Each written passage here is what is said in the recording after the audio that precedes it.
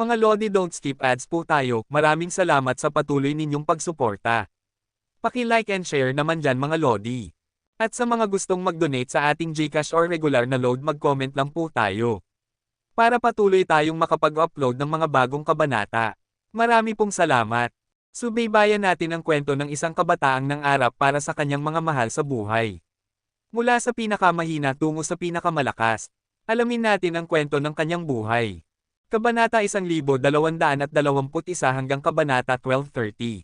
Kabanata 1221.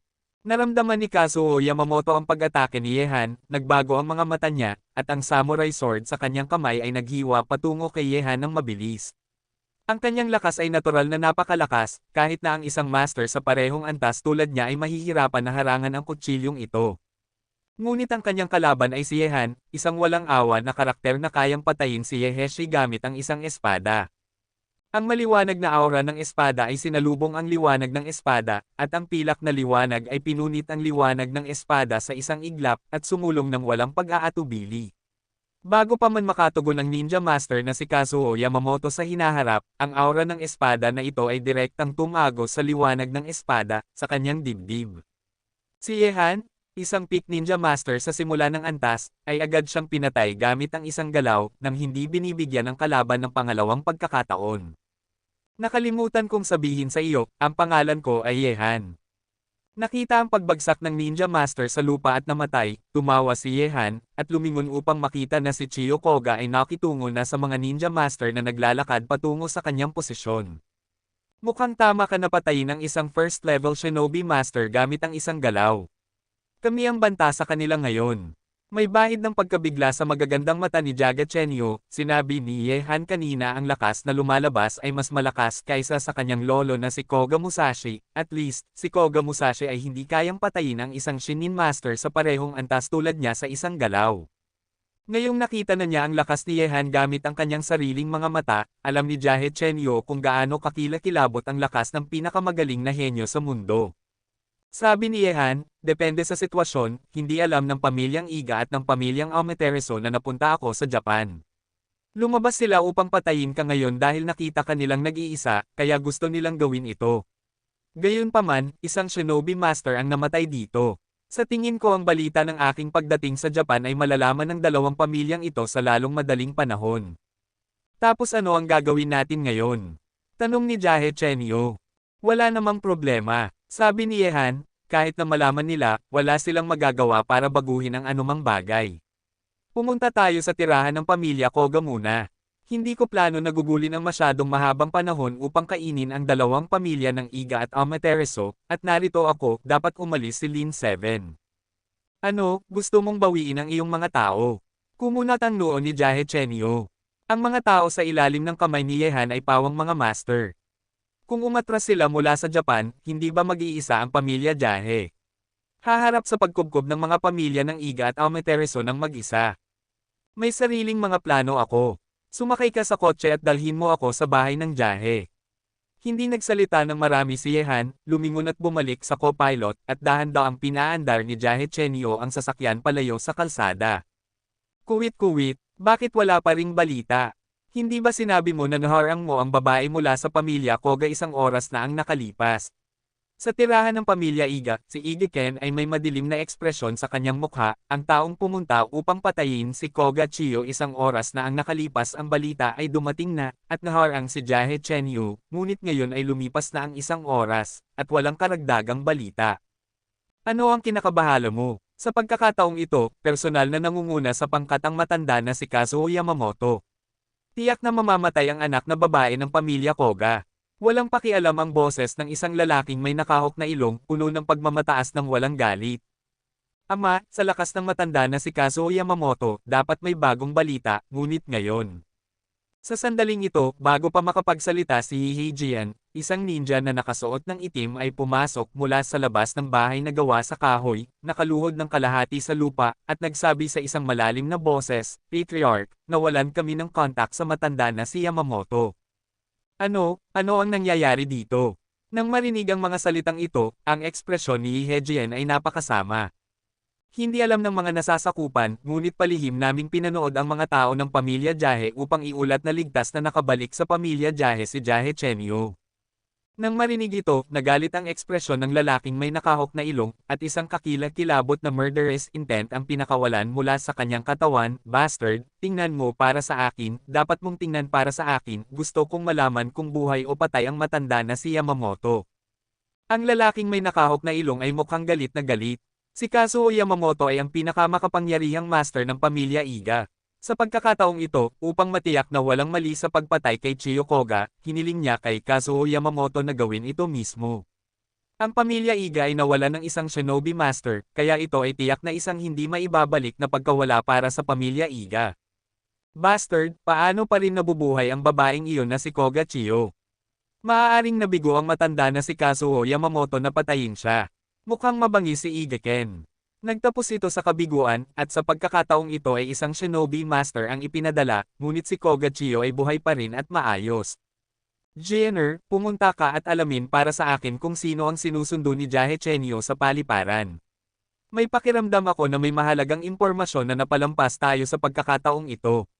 Pumunta tayo sa paliparan. Madilim ang tingin ni Iga Bay, at ang tasa ng tsaa sa kanyang kamay ay nabasag sa mga piraso. Ang pangalan niya ay Iga Kita, at siya ang pinuno ng pamilya Iga sa henerasyong ito. Nang marinig ito, mahigpit na kinuyam ni Iga Ken ang kanyang mga kamao at sinabi, Ama, pinaghihinalaan mo ba na nag-imbite ng mga eksperto sa labas ang pamilya Koga? Posible. Sabi ni Iga Bay na may madilim na ekspresyon, ngayon ay nagkaisa na naman ang pamilya Koga at ang mga tao ni Yehan, ngunit si Yehan ay kasalukuyang nasa kanluran, at kasama ang Diyos ng pagpatay na si Lin Chi sa kanyang kamay, hindi siya makakalaban sa pamilya Jahe. Ang aming pamilya Iga at ang pamilya Amaterasu, kaya maaari lamang silang mag-imbite ng mga eksperto upang harapin kami sa labas. Malamig na sinabi ni Hee-jien, sino man siya, kung maglakas loob siyang sumalungat sa aming pamilya Iga at pamilya Amaterasu, tiyak na hahayaan ko siyang mamatay ng walang libing, kahit na siya ay si Yehan. Ama, iwanan mo sa akin ang bagay na ito. Oo, tiyak kong sisisipain ito. Well, tandaan na huwag kumilos ng walang ingat. Pupunta ako sa pamilya Amaterasu. Kung dahil sa pagkakamaling ito na namatay sa labanan ang matanda na si Kazuo Yamamoto, dapat nating agad na salakayin ang pamilya Koga at ang mamamatay na si Lin Chi, kahit na magbayad tayo. Ang ilang mga gastos ay hindi na maaaring ipagpaliban.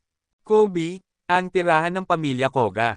Kabanata 12:22. Ito ang unang pagkakataon na napunta si Yehan dito. Noong nakaraan, dinala ni Jaga Chenyo si Yehan upang magpalipas ng gabi. Hindi ito ang tirahan ng pamilya Jahe, ito ay ang pribadong tirahan lamang ni Jaga Chenyo. Mula sa hitsura, ang tirahan ng pamilya Koga ay napaka-retro, na may sinaunang at makasaysayang kapaligiran sa lahat ng dako. May mga magkakasunod na patio dito, at lahat ng miyembro na kabilang sa pamilya Koga ay nakatira dito. Nang dalhin ni Koga Chiyo si Yehan sa labas ng tirahan ng pamilya Koga, lumabas sina Koga Musashi at ang nakatatandang kapatid ni Koga Chiyo na si Koga Senjo. Si Koga Musashi ay may tame time ng ngiti sa kanyang mukha. Pagkatapos makalabas ng kotse, lumapit ang matanda upang hawakan ang kamay ni Yehan, at sinabi na may ngiti, Ginoong Ye, inaasahan ko ang mga bituin at ang buwan, ngunit sa wakas ay narito ka na. Nang marinig ito, tumawa si Yehan at sinabi, Patriarch Jahe, seryoso ba iyon? Hindi ako isang malaking internasyonal na bituin. Sabi ni Koga Musashi na may ngiti, Ginoong Ye, ikaw ang pinakamagaling na henyo sa mundo, ngunit mas mahusay ka kaysa sa mga tinatawag na malalaking bituin. Paano sila maihahambing sa iyo? Nakikipaglaban ka sa kanluran. Sa ngayon, masasabi na ikaw ang pinakamagaling sa mundo. Alam ka ng lahat sa buong mundo, at karangalan para sa aking pamilya Koga na nandito ka. Ngumiti si Yehan at sinabi, Sige, Patriarch Jahe, hindi na kailangang maging mapagkunwari tayo sa isa't isa. Gusto ko ang pagiging prangka ni Ginoong Ye, pumasok ka. Habang pumapasok si Koga Musashi sa loob, natuklasan ni Yehan na may ilang mga disipulo ng pamilya Koga na nagsasanay laban sa isa't isa. Ang mga taong ito ay nakasuot ng puting uniforme ng pagsasanay, nakayapak, may hawak na mga kahoy na espada, sumisigaw ng malakas. Ito ay patuloy na ipinapasa mula sa isang dojo. Nakita ang pagdating ni Koga Musashi, yumuko ang mga disipulo ng pamilya Koga upang bumati, ngunit ang mga disipulo na ito ay mga junior ninja o chunan lamang, at kasalukuyan silang nakikipaglaban sa pamilya Iga at sa pamilya Amaterasu. Lahat ay ipinadala. Patriarch Jahe, bakit hindi mo ako makita? Tumingin si Yehan sa paligid at tinanong si Jahe Musashi. Nang marinig ito, sinabi ni Koga Musashi na may ngiti, Ginoong Ye, si Ginoong Lin Chi ay isang taong hindi mapakali. Sa oras na ito, dapat niyang pangunahan ang mga tao upang palihim na puksain ang mga master na inayos ng pamilya Iga at ng pamilya Amaterasu sa Kobe. Kung si Ye Ginoong ay gustong makita siya, ipaalam ko sa isang tao na ipaalam kay Ginoong Lin Chi na bumalik ngayon. Hindi na kailangan. Umiling si Yehan, at pagkatapos ay direktang tinawagan niya si Lin Chi, kumusta, nakasawa ka na ba sa Japan nitong mga nakaraang araw?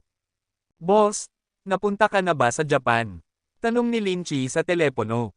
Kalokohan, bakit kita tatawagan kung hindi ako pupunta sa Japan? Narinig kong natalo ka noong nakaraan, ano ang pakiramdam? Sabi ni Yehan na may ngiti sa kanyang mukha. Boss, ang buhay ng apo ng pagong na iyon ay akin, at walang sino man ang makukuha iyon sa akin. Nang marinig ni Yehan na banggitin si Amaterasu 13, biglang nagpakita ang murderous intent sa boses ni Lin Chi. Ang pagkatalo ni Amaterasu 13 ay palaging nagpapaalala sa kanya. Nitong mga nakaraang araw sa Japan, halos walang nakakita sa pamilya Amaterasu na nakaligtas sa kanyang mga kamay. Ngumiti si Yehan at sinabi, huwag kang mag-alala, iingatan ko siya para sa iyo. Dapat ay nakasawa ka na sa Japan nitong mga nakaraang araw. Kung gusto mong maghayganti, maaari kang pumunta sa kanya, ngunit linawin natin na hindi maaaring sirain si Amaterasu 13, ikaw bata, bumalik ka na lang sa Golden Triangle at manatili ng matapat. Ang boses ni Lin Chi ay murderous, boss, huwag kang mag-alala, nagsusumikap akong mapabuti ang aking lakas sa panahong ito, at nararamdaman kong malapit na akong makapasok sa susunod na antas. Sa pagkakataong ito, dapat kong bayaran ang apo ng presyo. Nang marinig ito, nagulat si Yehan, ang lakas ni Lin Chi ay malapit nang masira sa antas ng isang solong bulaklak, ngunit ito ay magandang balita para kay Yehan, ngunit hindi ko alam kung ang tanga na tumatakbo sa Timog Asya ay masyadong mabilis ngayon. Ngumiti si Yehan at sinabi, sige, hinihintay ko ang magandang balita mo, pumunta ka kay Banroo, sasabihin niya sa iyo kung ano ang gagawin mo sa susunod. Matapos magsalita, ibinaba ni Yehan ang telepono. Nang marinig ang nilalaman ng pag-uusap ni Yehan at Lin Chi, madaling nahulaan ni Koga Musashi kung ano ang ibig sabihin ni Yehan, at ngumiti siya ng mapait, Ginoong Ye, gusto mo bang ilabas ni Ginoong Lin Chi ang isang tao mula sa Japan? Bakit hindi? Sabi ni Yehan na may bahagyang ngiti. Sabi ni Koga Musashi, Ginoong Ye, sa lahat ng paggalang, kung wala ang makapangyarihang puwersa sa iyong mga kamay, maaaring hindi tayo makalaban sa pamilya Iga at sa pamilya Amaterasu. Ito lang ang hindi gaanong magaling ang mid-range combat power kaysa sa dalawang ito. Sabi ni Yehan na may bahagyang ngiti, dahil nandito ako, hindi ko naisip kung sino ang mas malakas o mas mahina kaysa sa kanila sa mid-range combat power. Lutisin ang labanang ito ng mabilis, at ang operasyon ng pagpugot ay makakamit ang pinakamahusay na resulta. Pagpugot ng aksyon. Nang marinig ang mga salita ni Yehan, nag-freeze ang mga mata ni Koga Musashi at Koga Chiyo. Maaaring ang unang hakbang ni Yehan ay ang pag-alis ng mga nangungunang eksperto ng pamilya Iga at ng pamilya Amaterasu. Ginoong Ye, gusto mo bang alisin muna ang mga nangungunang master ng pamilya Iga at ng pamilya Amaterasu? Titig na titig si Koga Musashi kay Yehan, ang ekspresyon sa kanyang mga mata ay kumikislap. Kung ang mga nangungunang master ng dalawang pamilyang ito ay maaalis muna, gaano man karami ang mga tao sa ibaba, hindi ito makakatulong. Gayunpaman, sa lakas ng mga master sa kanilang panig, maaari ba nilang alisin ang mga nangungunang master ng dalawang pamilyang ito?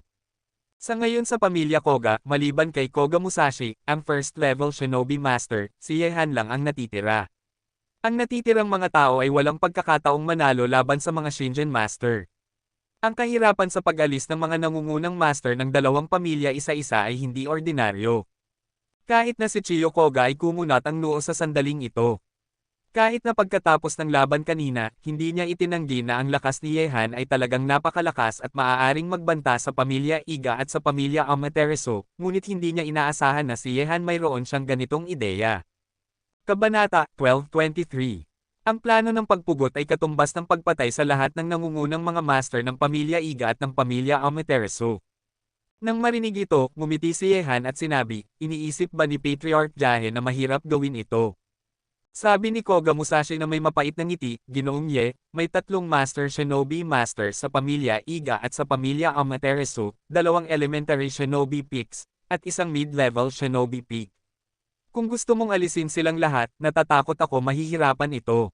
Mali, dapat isa na lang ang Elementary Shinobi Pickmaster at isang Mid-Level Shinobi Pickmaster ang natitira. Ngumiti si Yehan at iwinagayway ang kanyang mga daliri, nakatingin kay Jahe Chenyo. Nang makita ito, sinabi ni Chiyo Koga, Lolo, nakalimutan kong sabihin sa iyo na sa pag-uwi ay naharang at pinatay kami ni Kazuo Yamamoto, ang Diyos ng angkan ng Iga, ngunit ngayon si Kazuo Yamamoto ay namatay na sa mga kamay ni Ginoong Ye. Nang marinig ang mga salita ni Koga Chiyo, nagulat si Koga Musashi, at kasabay nito, isang ekspresyon ng tuwa ang sumilay sa kanyang mukha, at tumingin siya kay Yehan at sinabi, Ginoong Ye, talagang pinatay mo ba si Kazuo Yamamoto ng pamilya Iga? Ngumiti si Yehan at sinabi, Patriarch Jahe, sa tingin mo ba ay magsisinungaling sa iyo si Miss Jahe? Hindi, Ginoong Ye? Siyempre hindi. Dali-daling umiling si Koga Musashi, at ang kanyang mukha ay lalong nagiging masaya, at sinabi. Hindi ko inaasahan na ay padadala ng pamilya Iga si Teiko Yamamoto upang harangin at patayin si Chenyo. Sa kabutihang palad, ang taong dumating sa pagkakataong ito ay si Ginoong Ye, kung hindi ay magtatagumpay sila, ngunit kung si Kazuo Yamamoto, ang haligi ng pamilya Iga, ay namatay, kung gayon ang pamilya Iga ay hindi magiging isang banta sa ating pamilya Koga. Ang dalawang ninja masters ng pamilya Amaterasu ay mga hadlang. Ginoong Ye, inalis mo ang nangungunang kapangyarihan ng pamilya Iga nang dumating ka pa lang. Ito ay nakakagulat na balita para sa atin. Sa mukha siya ng dugo. Mukhang excited si Koga Musashi. Parehong ang pamilya Iga at ang pamilya Koga ay may isang Shinen Master lamang. Ang pagkakaiba ay ang Shinin Master ng pamilya Koga ay si Koga Musashi, ang Patriarch, habang ang Shinin Master ng pamilya Iga ay isang matanda lamang, si Iga kita ay hindi pa pumapasok sa kaharian ng Shenren. Siya mismo ang sumalakay. Sabi ni Yehan, kung hindi nila gusto na harangin si Koga Chiyo, hindi ko sana nalutas ang hadlang na ito nang dumating ako sa Japan. Sa ngayon, ang pamilya Iga at Amaterasu may tatlong mahusay na ninja master sa pamilya, at isa sa kanila ay wala na ngayon, kaya kailangan kong ipatupad ang plano ng pagpugot.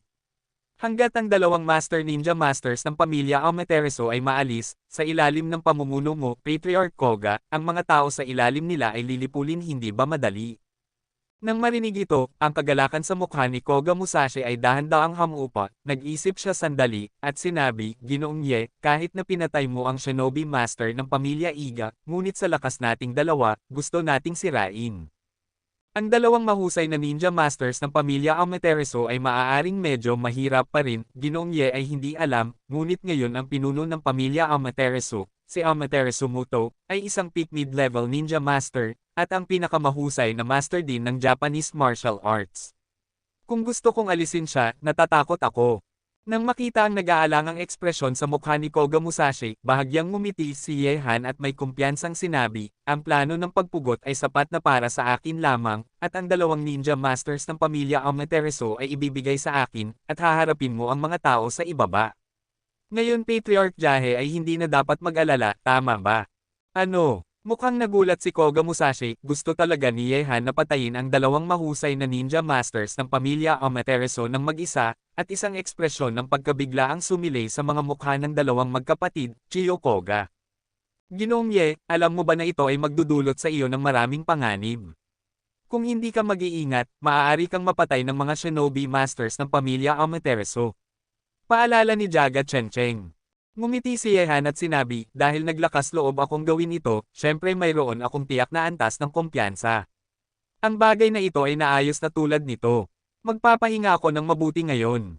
Ang operasyon ng pagpugot ay magsisimula bukas ng gabi. Patriarch Jahe, sa panahong ito ikaw Jahe gusto kong bantayan ang pamilya Iga at ang pamilya Amaterasu, at ayaw kong ang planong ito ay magtapos sa isang bagay na wala sa kontrol. Nang marinig ito, dahan-daang tumango si Koga Musashi, at sinabi, Ginoong Ye, dahil sigurado ka na haharapin ang mga shinobi masters ng pamilya Amaterasu, kung gayon hindi nakita kukunsihin, ngunit para maging ligtas, mas mabuting kumilos tayo ng sama-sama sa oras na iyon. Oo, tumango si Yehan. Hindi na niya hahayaang maantala ang bagay sa panig ng Japan ng masyadong matagal. Sa pagpapabuti ng kanyang lakas, ang mga master ng Japanese martial arts ay hindi na magiging banta kay Yehan. Ito ang dahilan kung bakit naglakas loob si Yehan na maging matapang.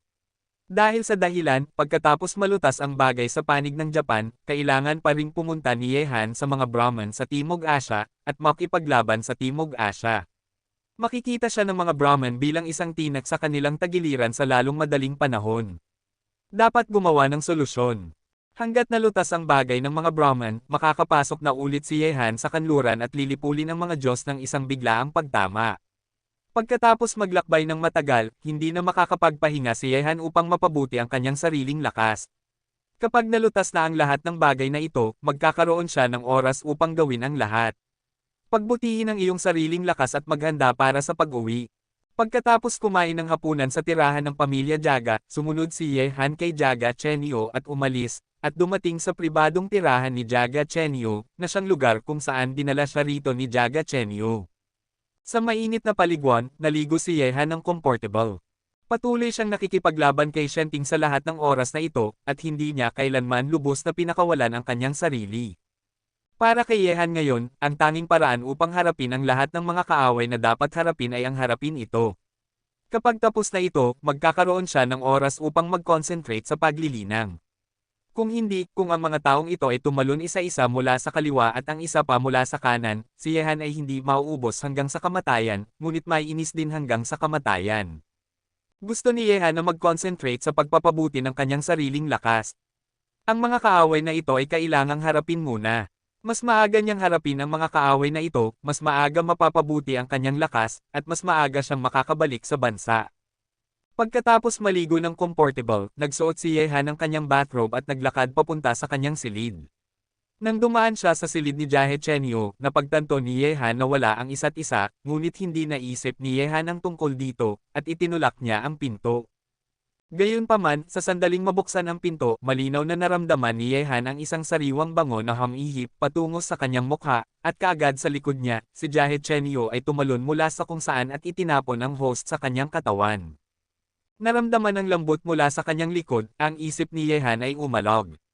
Sa sandaling ito, masasabi ni Yehan na si Jahe Chenyo sa sandaling ito ay talagang hubot-hubad, walang damit.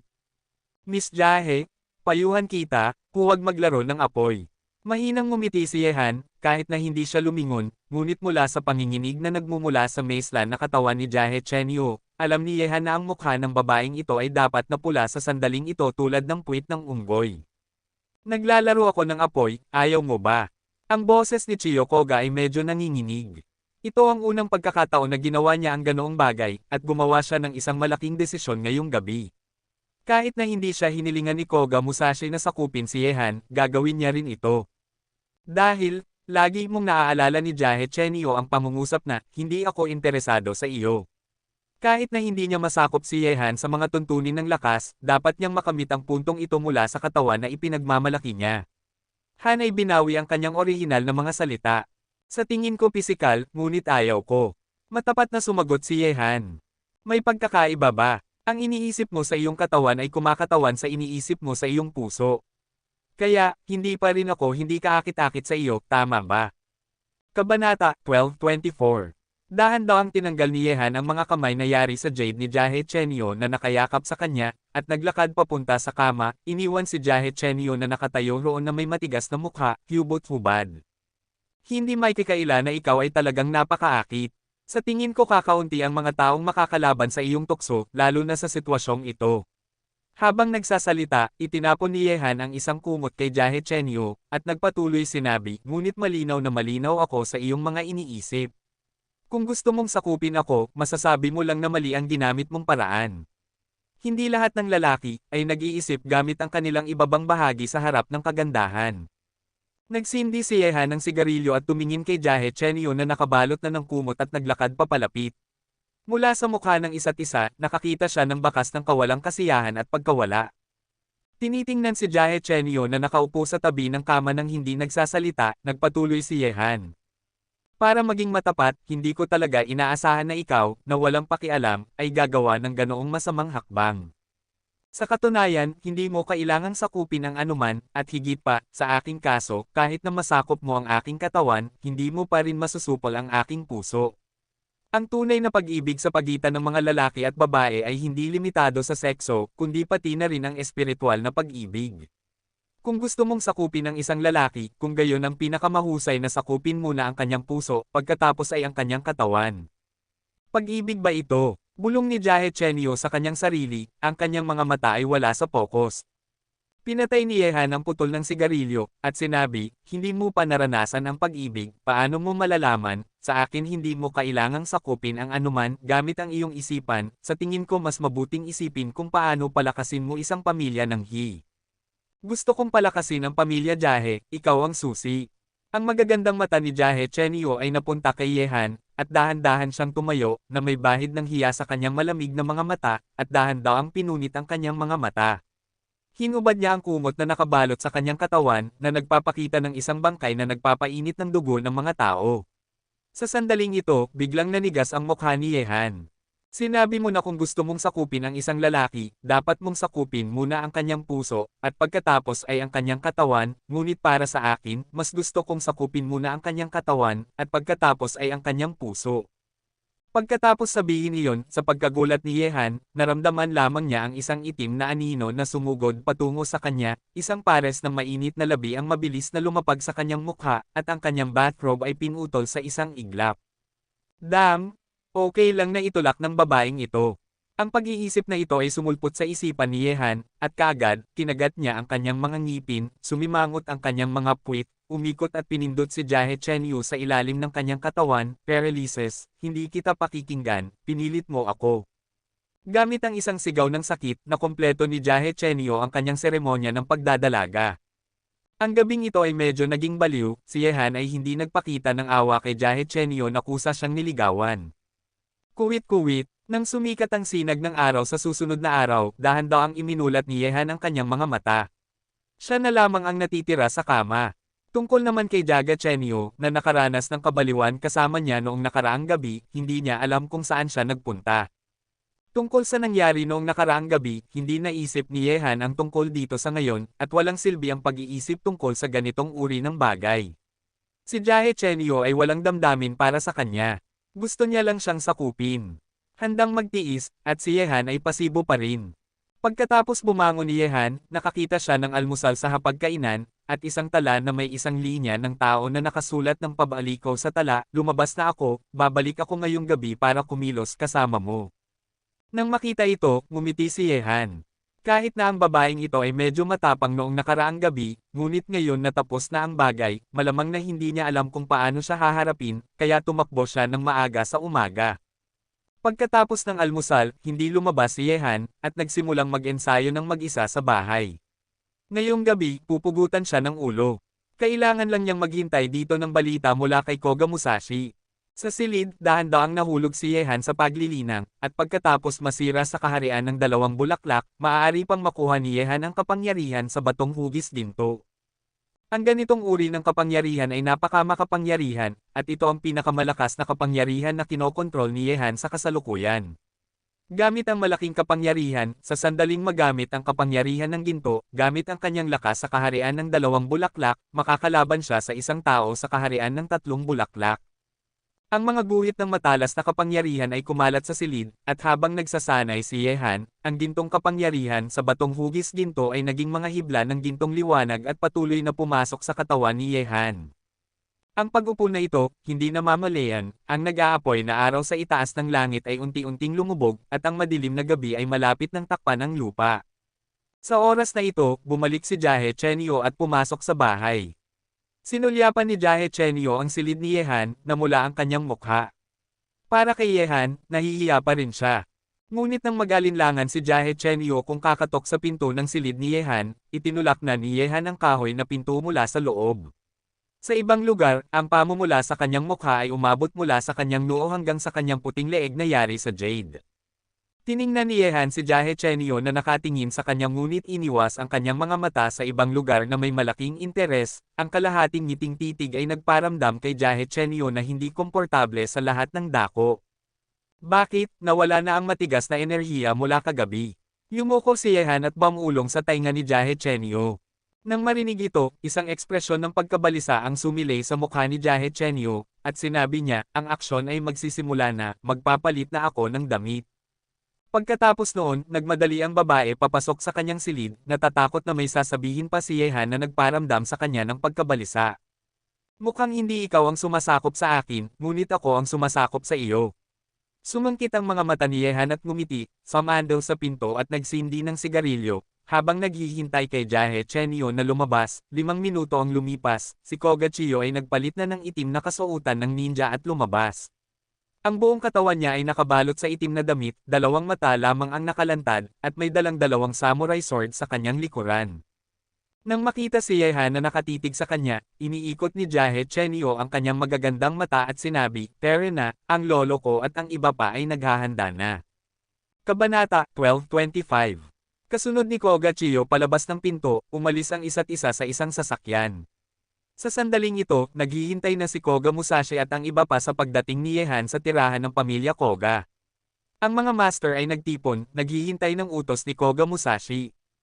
Ang pagdating ni Koga Chiyo at Yehan ay agad na nakakuha ng atensyon ng lahat. Lumapit si Koga Musashi kay Yehan at sinabi, "Ginoong Ye, maaari na tayong kumilos." Tumango si Yehan at sinabi, "Patriarch Koga, may galaw ba sa pagitan ng pamilya Iga at ng pamilya Amaterasu?" Nang marinig ito, sinabi ni Koga Musashi na may ngiti, "Ginoong Ye, ngayong gabi ay isang pagkakataon na ipinadala ng Diyos para sa atin." Ayon sa balita na nakuha ng ating pamilya Koga, dinala ni Iga Kita ang isang master sa pamilya Amaterasu kaninang umaga, at ngayon ay naroon pa rin sila. Hindi umalis, sa tingin ko pinag-uusapan nila kung paano tayo haharapin, ngunit mabuti rin ito, lahat sila ay nagtipon, maaari nating kunin silang lahat. Talagang magandang pagkakataon. Tumango si Yehan. Ang mga master ng pamilya Iga ay nagpunta sa pamilya Amaterasu. Ngayon kailangan lang nilang pumunta sa pamilya Amaterasu. Kung malulutas ang lahat ng mga taong ito sa mataas na antas, wala nang dapat ikabahala ang mga tao sa ibaba. Sabi ni Koga Musashi, "Ginoong Ye, dahil ganoon ang kaso, tara na." Talagang hindi ako makapaghintay na makita ang takot na itsura ni Iga Kita. Ang pamilya Amaterasu ay matatagpuan sa tuktok ng Mount Fuji. Sa pagkakataong ito, ang pamilya Koga ay nagpadala ng kabuoang 200 master. Maliban sa dalawang nangungunang mga master na sina Yehan at Koga Musashi, may 10 tenin masters, at ang natitira ay Junan. Sa dilim ng gabi, ang puwersang ito ay dahan-dahang pumasok sa Mount Fuji.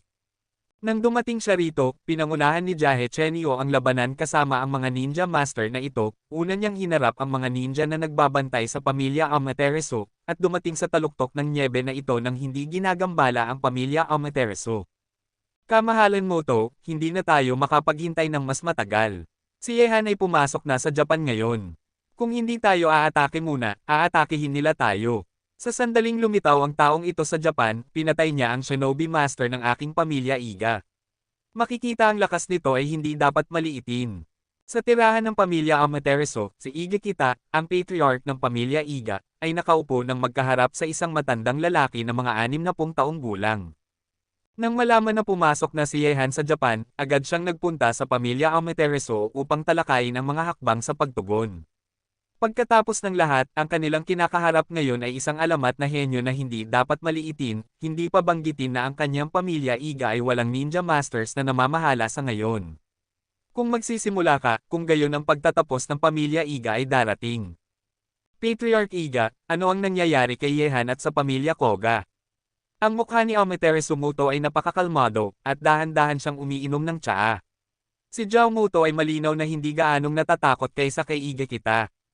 Nang marinig ito, sinabi ni Iga Kita, "Wala pang balita, ngunit kung hindi tayo kikilos, Ginoong Muto, tiyak na kikilos muna ang isa't isa, at ang sitwasyon na haharapin natin ay magiging napaka-passive." Patriarch Iga, kasama ang aking pamilya Amaterasu, ano ang kinakatakutan mo? Maaaring isang dayuhan ang makapagpabagsak sa aking Japanese martial arts. Huwag kang mag-alala, ang pamilya Amaterasu, ang apo ng pamilya Haim, ay hindi kailanman hahayaang umalis siyang buhay sa Japan. Kalmado ang itsura ni Amaterasu Muto. Ang pamilya Amaterasu ay may mahabang kasaysayan. Sila ang tunay na unang pamilya sa Japanese martial arts. Mayroon silang sariling mana. Walang sino man ang makapagbabante sa napakataas na katayuan ng pamilya Amaterasu sa Japan. Nang marinig ito, paulit-ulit na tumango si Iga Kita. Ngayon napatay na ang shinobi master ng pamilya Iga, ang tanging maaasahan ni Iga Kita ngayon ay ang malaking puno ng pamilya Amaterasu. Gayunpaman, ang hindi alam ni Naomi Teresumoto at Igekita ay ang Yehan at ang pamilya Koga ay nakapatay na rito. Sa ilalim ng dilim ng gabi, ang mga ninja na nakasuot ng itim ay nagdatingan mula sa labas ng parang nyebe, at lahat sila ay pumasok sa makasaysayang mansyon ng pamilya Amaterasu na may malakas na figure.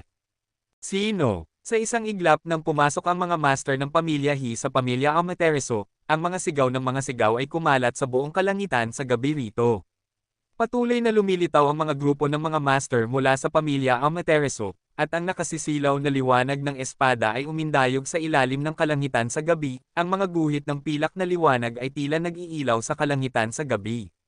Gamit ang mga espada na kumikinang, ang mga master ng pamilya Jahe at ang mga master ng pamilya Amaterasu ay naglaban ng sabay-sabay, at nagsimula ang isang dugong pagpatay. Sa ilalim ng kalangitan sa gabi, nakatayo si Yehan sa isang bubong, nakatingin sa maliwanag na mansyon. Kahit na kumilos na si Koga Musashi, hindi pa kumikilos si Yehan, at ang kanyang kalaban ay hindi pa lumilitaw. Baga, pamilya Jahe, dapat kang mamatay. Sa oras na ito, isang itim na anino ang mabilis na lumipad sa kalangitan sa gabi na may murderous intent na gamulong. Ang taong ito ay isang first-level shinobi master. Ang master ng pamilya Hi ay pumutol. Nang makita ito, isang malamig na ngiti ang dahan-daang umakyat sa mukha ni Yehan, at nakita siyang gumagalaw sa kalangitan sa gabi na parang hindi nakikitang itim na liwanag.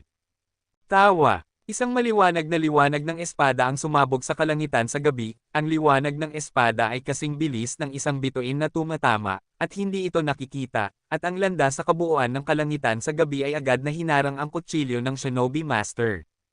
Ikaw ang kalaban ko. Lumingon si Yehan, at tumingin siya sa ninja master na may murderous intent, nakatayo na may espada sa kanyang kamay. Sa ilalim ng madilim na gabi, siya ay parang isang hari mula sa madilim na gabi, na nagparamdam sa mga tao na tumingin sa kanya, hindi maabot. Damn Chinese people, naglakas loob na salakayin ang ating pamilya Amaterasu, dapat kang mamatay. Malakas na sumigaw ang Diyos na Ninja Master, ang tunog ay nag-alog sa kalangitan sa gabi, gumalaw ang kanyang katawan, at tumama ng diretso sa mukha ni Yehan gamit ang isang kutsilyo na hindi kapani-pani walang mabilis. Ang liwanag ng kutsilyo sa kabuuan ng kalangitan sa gabi ay tila pinaghati sa dalawa si Yehan. Ang ekspresyon ni Yehan ay walang pakialam, at naglakad siya pasulong. Sa itaas ng gabi, ang kulog na liwanag ng espada ay bumagsak ng may dagendong na bumubuo ng isang nakakatakot na espada ng kulog. Kabanata 12:26. Boom! Ang paghiwa ng espada na iyon, at ang espada ng kulog ay winasak ang liwanag ng espada ng Diyos na Ninja Master na may napakakatakot na puwersa ng pagkawasak, at ang castration ay nagpatuloy ng walang pag-aatubili, at pagkatapos ay pinutol ang kanyang katawan, pinaghati sa dalawa ang kanyang katawan. Gamit ang isang galaw, isa pang elementary shinobi Pickmaster ang namatay sa mga kamay ni Yehan. Ang eksena na ito ay naganap sa loob lamang ng ilang segundo. Bastard, apo ng angkan ng G, gusto kong bayaran ka ng dugo. Sa sandaling ito, lumitaw si Amaterasu Muto na may mabangis na mukha at isang nakakatakot na pagpatay na hangarin ay binalot ang madilim na mundo. Sa sandaling lumitaw siya, nakita niya ang Shinobi Master ng pamilya Amaterasu na namatay sa ilalim ng espada ni Yehan, isang malupit na aura ang nag-sweep sa madilim na mundo nang walang ingat. Tiningnan ni Yehan si Amaterasu Muto, dahan-daang itinaas ang longevity sword sa kanyang kamay, at sinabi na may pangungutya, malaking pagkakamali ang ginawa ng aking lolo na hindi kanya pinatay lahat, darating ako ngayon gawin ang lahat ng natitira para sa matanda, at hayaang mawala ang iyong pamilya Amaterasu magpakailanman sa Japanese martial arts. Sa ilalim ng kalangitan sa gabi, lumitaw sina Amaterasu Muto at Igekita, kasunod ang mga master ng pamilya Iga na dumating dito, tulad ng anak ni Igekita na si Igeken. Magkaharap na nakatayo sina Yehan at Amaterasu Muto, pareho silang puno ng murderous aura, at ang gumugulong murderous aura ay ligaw na magkakaugnay at nagbanggaan sa kalangitan sa gabi, na nagparamdam sa kalangitan sa gabi na parang naging isang patlang ng murderous aura. Tinitingnan si Yehan na lumitaw, nagulat ang itsura ni Igekita, ngunit hiniling din niya na mamatay kaagad si Yehan sa mga kamay ni Amaterasu Muto.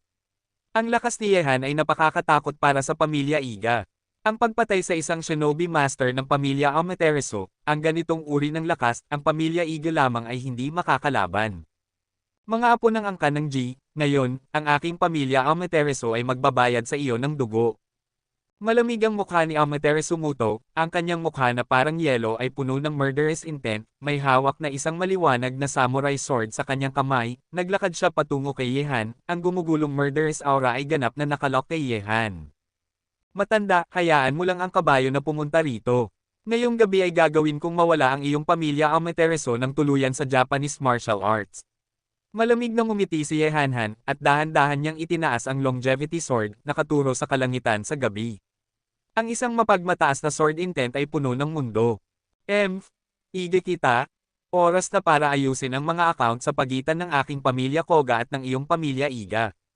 Sa sandaling ito, nang magkatinginan sina Yehan at Amaterasu Muto, naglakad si Koga Musashi patungo kay Ige kita at sa kanyang anak at iba pa sa kalangitan sa gabi. Bilang isang shinobi master, ang kanyang makapangyarihang aura ay hindi katulad ng kay Iga. Ang mga taong tulad ni Bei na hindi pa nakarating sa kaharian ng Shenren ay makatiis. Nang makita si Koga Musashi na naglalakad sa kalangitan sa gabi na may murderous look sa kanyang mukha, ang ekspresyon ni Ige kita ay naging napakasama. Koga Musashi, huwag kang maging mapagmataas, hanggat namatay si Yehan, tapos na ang iyong pamilya Koga. Bago mawala ang aking pamilya Koga, dapat munang masira ang iyong pamilya Iga. Naglabas ng malamig na singgal si Koga Musashi, at isang kulog na liwanag ng espada ay mabilis na tumawid sa kalangitan sa gabi, papalapit sa posisyon ni Ige kita at iba pa. Hindi papansinin ni Yehan ang labanan sa pagitan ni Koga Musashi, Ige kita at iba pa. Sa harap niya, ang kanyang kalaban, si Amaterasu Muto, ay naglalakad patungo sa kanya na may samurai sword sa kanyang kamay. Ang kanyang murderous aura ay parang hamog na nagyelo. Upang i-freeze ang mundo. Tawa. Sa isang iglap, hinampis ni Amaterasu Muto si Yehan gamit ang isang nakakatakot na liwanag ng espada. Bilang isang mid-level Shinen Master, si Amaterasu Muto ay isang hakbang lamang ang layo mula sa isang high-level Shinen. Ang kanyang lakas ay talagang masasabi na siya ay dapat na ang unang tao, ang kanyang espada, walang sinuman sa Japanese martial arts ang makakaharangan nito. Gayunpaman, si Yehan ay isang exception. Gaano man kalakas si Amaterasu Muto, hindi siya hihigit sa dakilang anak ng mga Diyos, si Ieyashi. Kayang patayin ni Yehan si Ieyashi gamit ang isang espada, kaya natural na hindi siya matatakot kay Amaterasu Muto. Sa isang iglap, ang sword intent ng buhay at kamatayan ay namulaklak sa dagat ng kamalayan ni Yehan. Ang liwanag ay parang isang sinag ng liwanag, at isang espadang hugis na multo ay lumulutang sa itaas ng ulo ni Yehan. Ang pakiramdam ng pagsuko, ito ay parang ang master ng mga espada, anumang matalas na espada sa mundo ay matatakpan sa harap nito. Sa sandaling lumitaw ang sword intent ng buhay at kamatayan, naglakad pasulong si Yehan sa kawalan, at bigla, ang longevity sword ay umindayog mula sa kanyang kamay, at sa kalangitan sa gabi, mayroong isang espada na pumatay kay Amaterasu Muto. Ang espada na iyon ay kasing bilis ng kidlat, halos mabulag ang mga mata ng mga tao sa kalangitan sa gabi. Pinatay ni Amaterasu Muto gamit ang espada, at ang nakakatakot na sword intent na nagmumula sa direksyon ni Yehan ay nagulat sa kanya. Sa sandaling ito, naramdaman ni Amaterasu Muto na parang mapupunit ang kanyang balat ng sword intent na ito, kahit na ang kanyang kaluluwa ay nanginginig. Paano ito magagawa? Natakot si Amaterasu Muto, ang bilis ng kutsilyo na kanyang hinampas ay tumaas, at sa sobrang bilis na ito, ang kapangyarihan ng kutsilyo ni Amaterasu Muto ay tumaas din sa isang iglap. Wasakin. Naglabas ng isang mahinang sigaw si Yehan sa kanyang puso, ang espada na nagbago mula sa sword intent ng buhay at kamatayan ay nag-iilaw sa kalangitan sa gabi, ang pagsabog ng liwanag ay walang awa na nilamon ang liwanag mula sa kutsilyo na humihiwa ni Amaterasu Muto. Ang eksena na iyon ay parang isang makapangyarihang baha tulad ng pagpatay ng apoy. Kabanata 12:27. Sa ilalim ng ganitong uri ng walang awa na pagbomba, si Amaterasu Muto ang unang tinamaan ng husto. Ang kanyang katawan ay umatras ng ligaw sa ilalim ng kalangitan sa gabi. Ang matinding kapangyarihan na dala ng espada ng buhay at kamatayan ay nagdulot ng matatalas na espada na lumitaw sa kanyang katawan, marka. Baga, nagalit si Amaterasu Muto, at ang pagkakatali ng espada ni Yehan ay nagparamdam sa kanya ng gulat at galit. Ang lakas ni Yehan ay napakamalakas na kahit siya, ang pinakamagaling na martial artist sa Japan, ay hindi makakapigil sa kanya ng kumilos ang kalaban. Alam ni Amaterasu Muto na nagkamali siya sa pagkakataong ito tungkol kay Yehan, ang apo ng angkan ng Ji na kanyang kinamumuhian. Hindi kalayuan, nakita ito ni Koga Musashi, na nakikipaglaban sa pamilya Iga, at isang ekspresyon ng pagkagulat at sorpresa ang mabilis na umakyat sa kanyang mukha. Ngayon, sa wakas ay nalaman niya kung bakit naglakas loob si Yehan na isagawa ang planong ito ng pagpugot dahil para kay Yehan ay hindi niya pinansin ang master ng pamilya Amaterasu. Dumb bastard, hindi siya mapipigilan ni Amaterasu Muto. Nagulat ang itsura ni Igekita. Sa sandaling ito, nagkaroon siya ng ideya na umatras. Sa sandaling matalo si Amaterasu Muto, tiyak na mamamatay ang kanyang pamilya Iga. Umatras ngayon at isang pagkakataon upang makatakas. Igekita, ang katapusan ng iyong pamilya Iga ay narito. Nang iinis na ngumiti si Koga Musashi at gamit ang kutsilyo na iyon, agad niyang pinatay ang tatlong nangungunang eksperto ng pamilya Iga. Sa kalangitan sa gabi, tinitingnan si Amaterasu Muto na sumabog, walang pakialam ang itsura ni Yehan, at naglakad palayo na may espada sa kanyang kamay. Ang tila mabagal na bilis ay parang pag-urong ng lupa sa 1 pulgada, nag-iiwan lamang pagkatapos ng mga imahe. Amaterasu Muto, dapat kang mamatay. Bigla, ang nakakatakot na gintong kapangyarihan ay umungal mula sa katawan ni Yehan, nagtipon sa longevity sword, at bumuo ng isang gintong espada, tulad ng nag-aapoy na araw sa madilim na gabi, nagniningning na liwanag sa langit at lupa, hinampas ni Yehan ang isang espada, lumilipad sa kalangitan sa gabi isang tuwid na arko ang iginuhit sa gitna, papalapit sa katawan ni Amaterasu Muto. Nang makita ito, natakot si Amaterasu Muto na nanginginig ang kanyang mga patay na kaluluwa. Ang nakakatakot na gintong liwanag ng espada ay nagparamdam sa kanya ng isang malakas na amoy ng kamatayan. Boom! Ang nakakatakot na gintong liwanag ng espada ay bumagsak sa mansyon ng pamilya Amaterasu, at ang kapangyarihan na dulot ng espadang iyon ay direktang pinaghati sa dalawa ang ilang mga bahay ng pamilya Amaterasu, at ang ilang mga master ng pamilya Amaterasu ay namatay ng malungkot sa ilalim ng espadang ito. Nang makita ang eksena na ito, nagpakita si Amaterasu Muto ng isang ekspresyon ng kawalan ng pag-asa. Napakamalakas ni Yehan, paano makakalaban ang kanyang pamilya Amaterasu? Damn the descendants of the G family, pinilit mo ako, kahit na ang aking pamilya Amaterasu ay malilipol, kailangan mong mailibing kasama ko. Isang nakakatakot at mabangis na boses ang umalangaw-ngaw sa kalangitan sa gabi, kumunot ang noo ni Yehan, at tumingin kay Amaterasu Muto, na umilag sa kanyang espada, at nakita na biglang pinutol ng kalaban ang kanyang palad, at ang kanyang dugo ay umaagos mula sa sugat, umaagos palabas, patak-patak na nahulog sa lupa sa mansyon. Pagkatapos, isang serye ng mga salita na hindi maintindihan ni Yehan ang lumabas sa bibig ni Amaterasu Muto. Parang nagsasagawa siya ng isang uri ng seremonya, nagdarasal, at ang dugo na nahulog sa lupa ay mabilis na bumuo ng isang kakaibang pattern. Rumble! Sa susunod na sandali, biglang nanginginig ang mansyon ng pamilya Tianzhao, at ang serye ng mga panginginig ay nag-ugnay sa buong villa. Ha! Hayaan mo akong mamatay, lahat kayo ay mamamatay. Sa ilalim ng kalangitan sa gabi, ligaw na tumawa si Amaterasu Muto. Ito ba ang summoning technique ng pamilya Amaterasu? Totoo ba ang alamat? Narito. Sa sandaling ito, nagulat si Koga Musashi nang makita ang sitwasyong ito. Ngunit sa sandaling ito, ang lupa ay nanginginig na parang lindol, at ang mga mansyon ng pamilya Amaterasu ay nahulog sa ilalim ng lupa isa-isa. Nang makita ito, lahat ng labanan sa kalangitan sa gabi ay tumigil, at tumingin sila sa mansyon ng pamilya Amaterasu nang may takot. Roar! Bigla, sa gitna ng gumugulong mga panginginig, ang mga haligi ng apoy ay sumirit sa langit, nag-iilaw sa buong kalangitan sa gabi, at habang ang mga haligi ng apoy ay sumabog mula sa lupa, nagulat ang mga tao sa paligid na makita na isang halimaw na may 8 ulo ang lumabas mula sa langit. Lumitaw ang ilalim ng lupa. Ang paggalaw na parang lindol ay kumakalat ng ligaw sa lupa at kumalat sa buong pamilya Amaterasu. Habang ang mga sinaunang gusali sa mansyon ng pamilya Amaterasu ay gumuho sa mga piraso, sunod-sunod na sunog ang sumabog mula sa lupa. Ang mga apoy na ito ay isang daloy ng lava na walang awa na nilalamon ang lahat sa mansyon. Sa lalong madaling panahon, ang buong pamilya Amaterasu ay nalunod sa isang nag-aapoy na dagat ng apoy, at ang ilang mga miyembro ng pamilya Amaterasu na hindi nakailag ay agad na nalunod sa dagat ng apoy, at ang mga nakakatakot na sigaw ay naiparating sa kalangitan sa gabi. Ang tunog ng kawalan ng pag-asa ay nakakapanindig ng balahibo sa ulo, nilamon ng mga nag-aapoy na apoy na iyon, ang mga taong ito ay maaaring hindi man lang makaiiwan ng kanilang mga buto.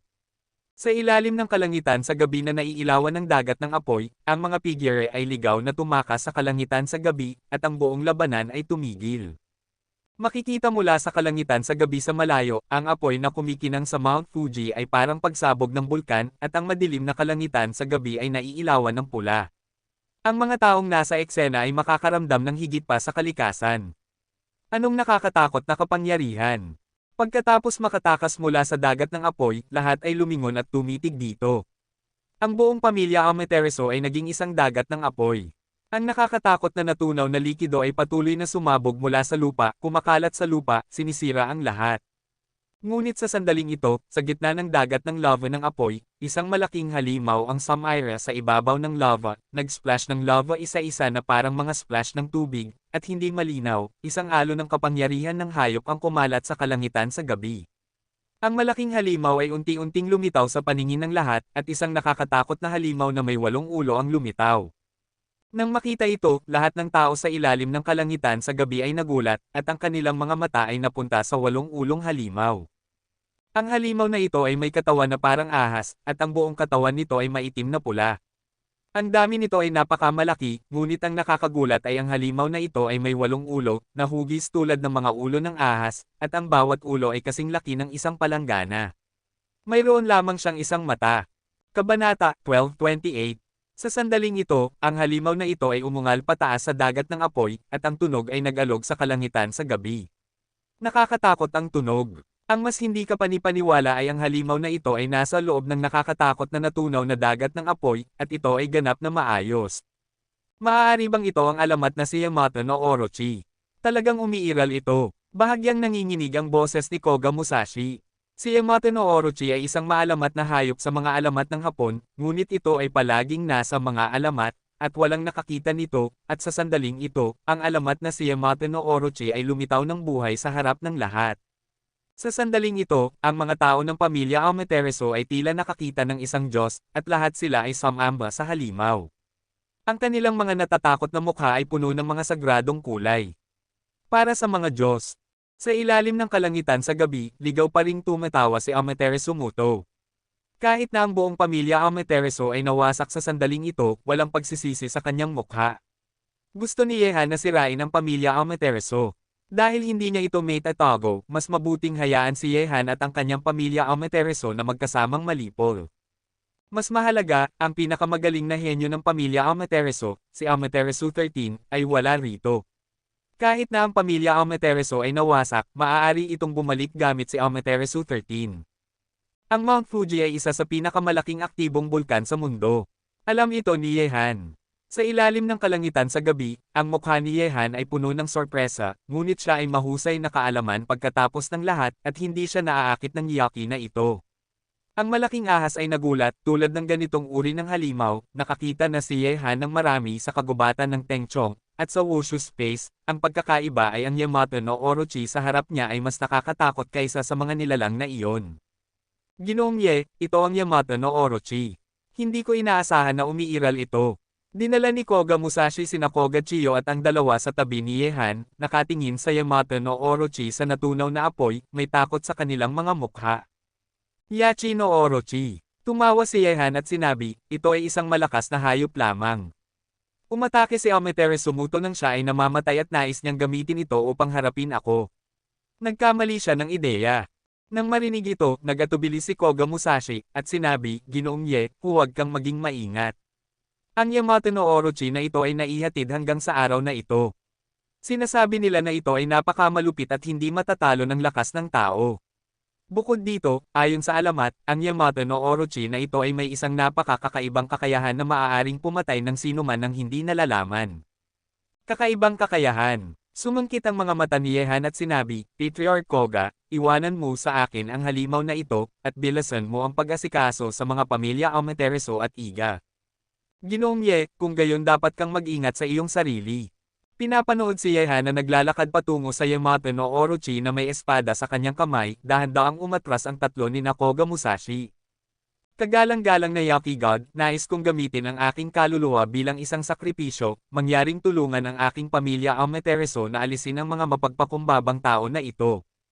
Sa kalangitan sa itaas ng dagat ng natunaw na apoy, bumulong si Amaterasu Muto ng isang bagay, tulad ng isang tame time na mananampalataya na nakaharap sa Diyos na kanyang hinahangaan, sunod-sunod na mababa at nakakatakot na mga dagandong ng hayop ang kumalat sa buong kalangitan sa gabi, at ang walong ulo ng Yamato no Orochi ay lumingon patungo nakatingin kay Amaterasu Muto sa harap nito, ang mga pagsabog ng dugong uhaw na liwanag ay kumislap sa mga pulang mata na iyon.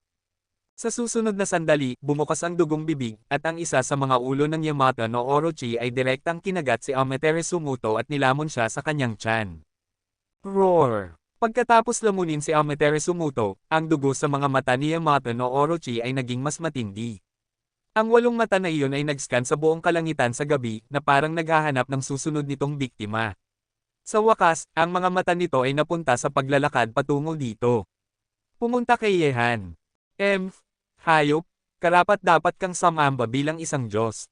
Humango si Yehanhan, at sa Longevity Sword, ang nakakatakot na espada ng buhay at kamatayan ay puno ng katwiran, at nagtataglay ng kakayahang patayin ang lahat ng kasamaan.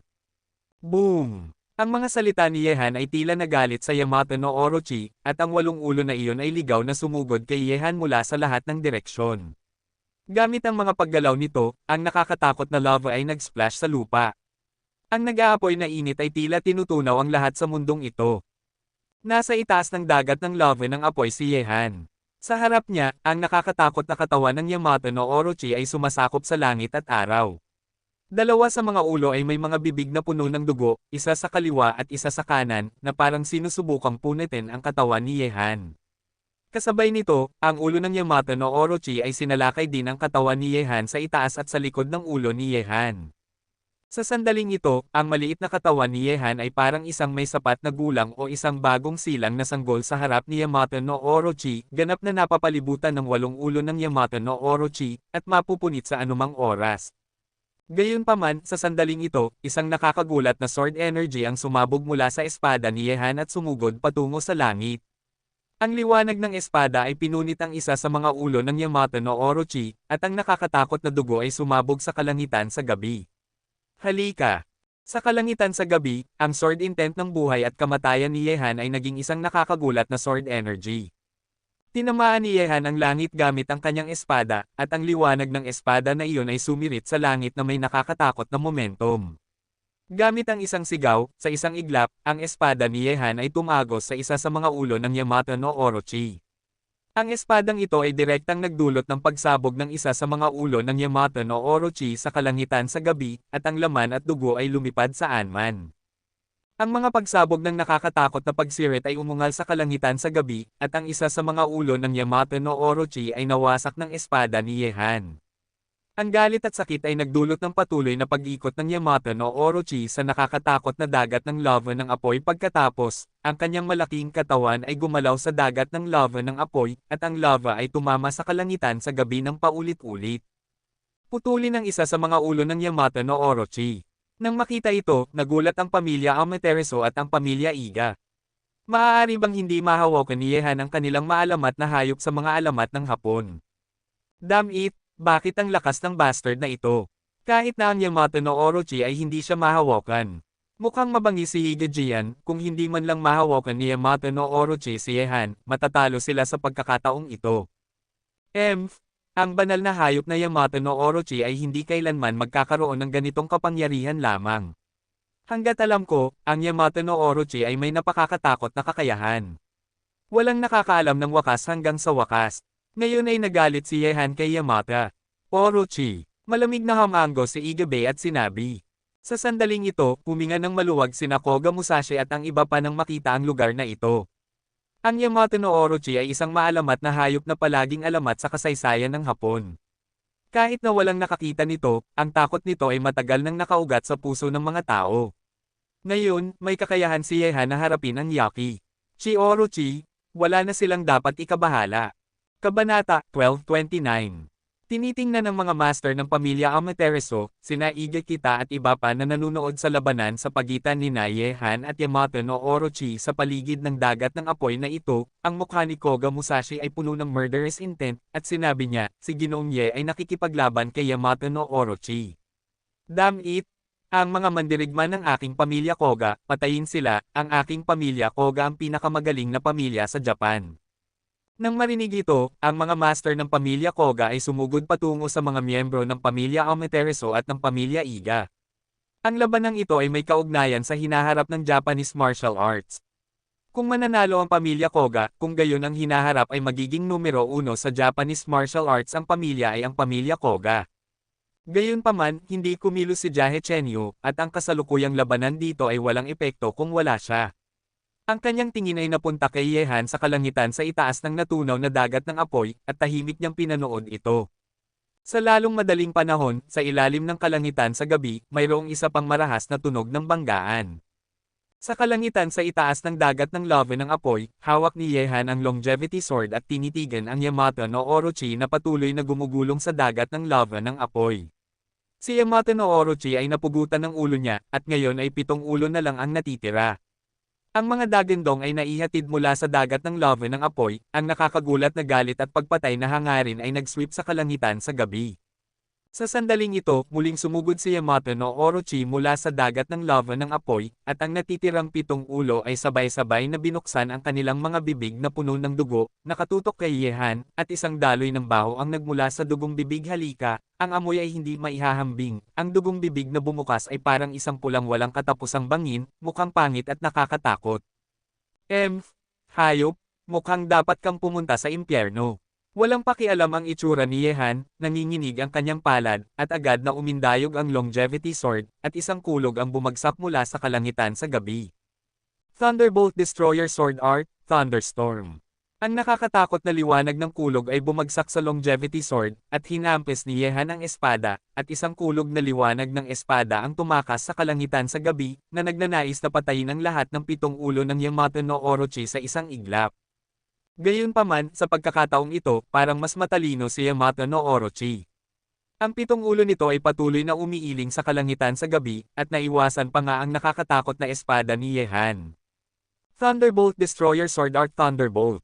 Muling hinugot ni Yehan ang kanyang espada, sa pagkakataong ito, ang espada ni Yehan ay umindayog sa isang paraan na nag-sweep sa kalangitan sa gabi sa harap niya. Roar! Ang nakakatakot na dagendong ng hayop ay kumalat sa buong kalangitan sa gabi, at naihatid ito mula sa 7 dugong bibig ng Yamato no Orochi, na bumubuo ng isang nag-aalab na sonic power na talagang winasak ang espada ni Yehan. Nang makita ito, isang ekspresyon ng pagkagulat ang sumilay sa mga mata ni Yehan, at kaagad, isang ekspresyon ng lamig at bilis ang umakyat sa mukha ni Yehan. Ang Thunder at World-Destroying Swordsmanship ay walang banta sa Yamato no Orochi, ngunit ang sword intent ng buhay at kamatayan ay tiyak na magparamdam muli sa isa't isa ng sakit. Tawa. Isang nakakagulat na sword chi ang sumulpot mula sa likod ni Yehan, at ang sword intent ng buhay at kamatayan ay naging isang anino ng espada na nakasabit sa itaas ng ulo ni Yehan, na naglalabas ng presyon ng gumugulong espada. Shock! Malakas na sumigaw si Yehan, at ang longevity sword ay humiwa pasulong.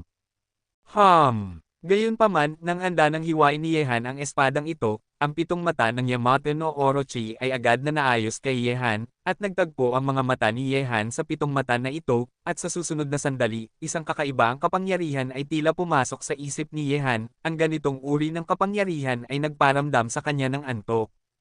Dahil sa pagsalakay ng puwersang ito, ang buong katawan ni Yehan ay tila nakaka-relax, at gusto niyang makatulog. Sa sandaling ito, pagod na siya, na parang may boses na gustong patulugin siya, at hindi niya ito kayang pigilan. Dahan-dahang pumikit ang mga mata ni Yehan. Pakiramdam niya ay parang pumasok siya sa isang panaginip. Sa sandaling ito, nananaginip ng mainit na eksena ng pag-uwi sa China upang makasama ang kanyang pamilya. Sa larawan, may isang 1 o 2 taong gulang na batang lalaki na nakapalibot sa kanya, tumatalon siya ng masaya, habang sina Jo Yuner at ang iba pa ay nakatayo sa tabi niya na may masayang mukha. Sa oras na ito, nagbago ang eksena, at ang baliw ay dumating mula sa labas ng vilya na tumatawa, at tumayo kasama niya ng magkatabi.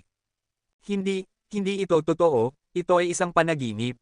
Sa isang iglap, nagising si Yehan na parang panaginip, at walang pagkakaiba sa ibang mga larawan, ngunit ang paglitaw ng baliw ay nagpaalam kay Yehan na hindi ito totoo, patay na ang baliw, at imposible para sa kanya na lumitaw ng buhay sa harap niya. Pinilit ni Yehan na imulat ang kanyang mga mata at nagising mula sa panaginip. Pagkatapos, nakita ni Yehan na sa isang punto sa oras, nakipaglaban na si Koga Chenyo kay Yamato no Orochi sa harap niya, ngunit sa lakas ni Koga Chenyo, paano siya magiging kalaban ni Yamato no Orochi? Ang mga sulok ng kanyang bibig ay umaagos, may mga bakas ng dugo, malinaw na malubha siyang nasugatan sa proseso ng paglaban kay Yamato no Orochi. Ang Yamato no Orochi na ito ay may kakayahang lumikha ng mga panaginip, na nagpapahintulot sa mga tao na makapasok sa isang panaginip gamit ang isang pag-iisip lamang at hayaan itong patayin. Malamig ang ekspresyon ni Yehan. Medyo nagkamali siya nang harapin ang Yamato no Orochi, at halos mahuli ang paraan ng isa't isa. Kung hindi sana hinarang ni Jaga Chenyo ang Yamato no Orochi para sa kanya sa harap, natatakot ako na siya ay magiging pagkain ng kalaban ngayon pataas. Hayaan mo ako. Sumabog ang katawan ni Yehan sa itaas ng dagat ng lava ng apoy, ang mga pagsabog ng nakasisilaw na gintong liwanag ay sumabog mula sa kanyang katawan, at ang hindi maihahambing na matalas na aura ay agad na binalot ang kalangitan sa gabi, na parang sa sandaling ito, ang mundong ito ay naging isang mundo. Nakakatakot na larangan.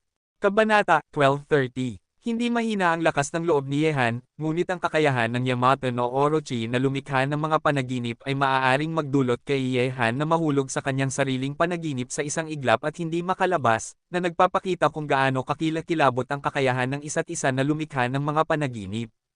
Ang lakas ng pakikipaglaban ni Yamato no Orochi ay maaaring katulad ng kay Amaterasu Muto, ngunit kung idaragdag mo ang kakayahan nitong lumikha ng mga panaginip, ang isang master na tulad ni Yehan ay malulunok nito kung hindi siya mag-iingat. Sa sandaling ito, ginamit ni Yehan ang kapangyarihan ng ginto. Ang Yamato no Orochi na ito ay may ganitong nakakatakot na kakayahan. Ang kailangan lang gawin ni Yehan ngayon ay patayin siya gamit ang isang suntok. Hindi niya dapat hayaang magkaroon ng isa pang pagkakataon na ipakita ang kakayahang ito na lumikha ng mga panaginip. Sa isang panaginip, kahit na sandali, kayang lumunin ng Yamato no Orochi ang taong pumapasok sa panaginip sa kanyang tiyan. Nang makita ang pag-atake ni Yehan, nagmadaling umatras si Jahe Chenyo, at ang seryosong tingin sa kanyang mga mata ay unti-unting nawala. Nagulat siya nang maday si Yehan sa harap ni Yamato no Orochi at hindi gumalaw. Bastard, talagang minamaliit kita, ngunit wala ka ng pagkakataon. Sa kalangitan sa itaas ng natunaw na dagat ng apoy, hinampes ni Yehan ang isang espada. Ang nakakatakot na gintong kapangyarihan ay naging isang nakasisilaw na gintong liwanag ng espada, na pinunit ang kawalan ng pulgada bawat pulgada. Ang ganitong uri ng nakakatakot na kapangyarihan ay tila nasa ilalim ng espadang ito. Parang paghati sa langit at lupa. Muling umungal ng paulit-ulit si Yamato no Orochi, at ang pitong mata ay muling tumitig kay Yehan. Sa lalong madaling panahon, naramdaman ni Yehan ang pagkaantok na darating muli, sinusubukan na patulugin siya ng mahimbing. Mamatay ka! Si Yehan Jing ay nagbantay sa espiritual na altar, lumalaban sa pagsalakay ng puwersang iyon na nagpapatulog, at ang kanyang espada ay patuloy na sumusulong. Nang makita ito, ang dagendong ni Yamato no Orochi ay naging mas ligaw, at ang pitong mata ay sumabog sa kabaliwan at kabangisan. Sa susunod na sandali, naramdaman ni Yehan ang pagsalakay ng mas nakakatakot na puwersang nagpapatulog, na kinakain ng paunti-unti ang kalooban ni Yehan. Whoosh! Bigla, pitong puting liwanag ang sumirit mula sa pitong mata ng Yamato no Orochi nang sabay-sabay, at pumasok sa isip ni Yehan na parang kidlat. Boom! Sa oras na ito, ang espada ni Yehan ay naghiwa na sa pitong ulo ng Yamato no Orochi. Sa ilalim ng espadang ito, ang pitong ulo ng Yamato no Orochi ay pinutol ng isa-isa, at ang malaking katawan nito ay nasa natunaw na lava. Ang dagat ng apoy ay dahan-daang lumubog.